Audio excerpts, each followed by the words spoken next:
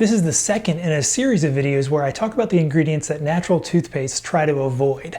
Like, what makes those ingredients bad? And is that a good reason to start using a natural toothpaste? So last time we talked about triclosan, and this time I'm going to be talking about preservatives. So when you look at the natural toothpaste marketing, you may see no preservatives, but you might also see no parabens or no formaldehyde. In all those cases, they're just talking about preservatives. Now let me give a brief disclaimer before I get into the weeds here, and I will say that this is more complicated than just regular toothpaste use preservatives and natural toothpaste don't. I don't have some exhaustive database of toothpaste ingredients I can check to see which toothpaste use what. I basically just go to any toothpaste website I can think of, click on each individual toothpaste, and then look at the ingredients. It is not a great system, but it's what I got. It's definitely possible that I've missed something, but I've got to be covering most of the toothpaste out there, and I'm definitely seeing the major trends, at least for toothpaste in the US.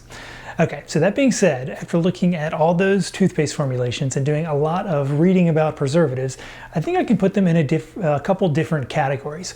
First, there's the ones that I can, see a lot of concern about online, but I can't seem to find any toothpaste that actually use them. The first one of these is parabens. Now, in fact, when I originally started doing research on this, I found a bunch of sources saying that ethylparaben and methylparaben were two of the most common preservatives in toothpaste. Now, that would be concerning since there's early evidence that parabens are hormone disruptors, and they're tentatively linked to breast cancer. So I was a little surprised when I couldn't find any toothpaste that actually used them. Maybe parabens used to be common in toothpaste, but that just doesn't seem to be the case anymore. Now, another one I see some concern about online is formaldehyde, or preservatives that slowly release formaldehyde over time. Besides just sounding kind of gross, there are some health concerns. Formaldehyde is a known carcinogen, so it is a good thing that that is just not a thing that's used in toothpaste. Now, the next category is preservatives that are occasionally used in toothpaste where there have been some health concerns brought up about them, but they're probably safe. I would put BHT in this category, which I found in Colgate Optic White. The conversation around BHT is all over the place. Like, some people say it causes cancer, but some people say it prevents cancer and you should take it as a supplement. Some people say it's a miracle antiviral drug. I didn't find any of the evidence for any of that particularly compelling, and it's listed as safe by the FDA and the EU. It's also banned in some countries, and it's classified in California as a possible carcinogen. So I'd say that if you want to avoid possibly risky things, this might be one to think about. And it's really easy to avoid since Colgate Optic White is the only toothpaste I could find that uses it. Another in this category is sodium benzoate, which is actually a pretty common preservative in lots of things, including food. Sodium benzoate has been shown that in some situations it can be converted to benzene, which is a carcinogen. Now that sounds bad, but those situations where it was converted to benzene don't really apply to toothpaste. Those concerns were initially brought up around soft drinks, where it was the presence of vitamin C that prompted the sodium benzoate to be converted to benzene. But there's no vitamin C in toothpaste, and unlike soft drinks, you don't ingest toothpaste.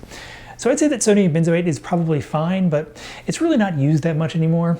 Even though you may read online, like I did, that it's like the most common preservative in toothpaste. After looking, I found it in Schmidt's, which is a natural brand, and the Crest toothpaste that say they have scope in them, but that's it. I couldn't find it anywhere else. Now, finally, we have the preservatives that are fairly common in toothpaste, but everyone seems to think are safe. This is basically just benzyl alcohol, which is used a lot in Tom's toothpaste, and I found a couple random Colgate toothpaste that use it too. Now, besides those that I mentioned, the rest of the toothpaste that I looked through, which I would say is the vast majority of toothpaste, didn't include any preservative, which is kind of surprising. I mean, if anything, I'd say that preservatives are slightly more commonly used in natural toothpaste than traditional toothpaste. In fact, all my favorite toothpaste that I recommend the most don't have preservatives. That's all the Sensodyne toothpaste, Colgate Total SF, Crest's Gum Health line, pretty much all the latest generation of stannous fluoride toothpaste. And with all those preservative-free toothpaste out there, I've actually never had a toothpaste go bad. I mean, they do have expiration dates, and I think I've had one separate a little bit, but never go moldy in a way that a preservative would prevent. I mean, is that a thing that happens sometimes? I'm actually curious. So if you have a weird toothpaste going bad story, please let me know. Okay, so at the last video we looked at triclosan, and Here we looked at preservatives, and I'd say that so far we haven't found any clear distinctions between natural toothpaste and regular toothpaste, but this series isn't over yet, and I think that we will find some things before it's over. So stay tuned for this channel, and I don't know, maybe even subscribe. All right, so that's it. Thank you so much for watching. See you in the next one.